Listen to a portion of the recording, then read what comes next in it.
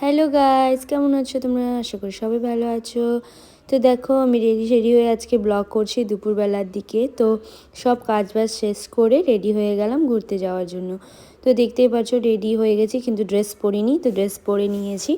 তো এখন আমি, আমার ননদ, আমার শাশুড়ি আর বাচ্চা কাচ্চা নিয়ে একটু ঘুরে আসবো বলে বেরিয়ে পড়বো।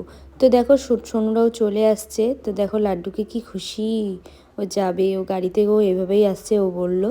তো মাও রেডি। তো সোনামার দেখো কি হিংসা, ও ভাইকে কোলে নিয়েছে তার জন্য ও উঠবে কোলে।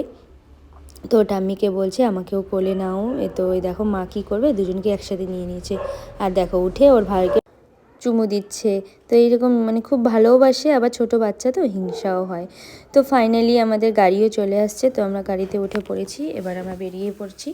তো ওখানে ব্যাস গাড়ি থামিয়ে সোনামা কটন ক্যান্ডি দেখে নিয়েছে, ব্যাস কিনে নিল। তারপরে আমরা এই যে এখানেই ঘুরতে এসেছি, এটা নতুন ব্রিজ করেছে, তো এখানেই সবাই মিলে এসেছি দেখো।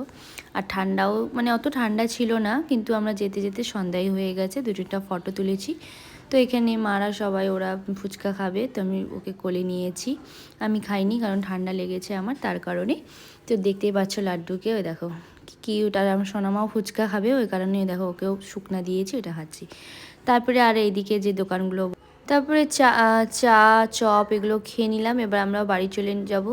তো চলো টাটা, আজকে ভিডিওটুকু কি ভালো থাকো সবাই।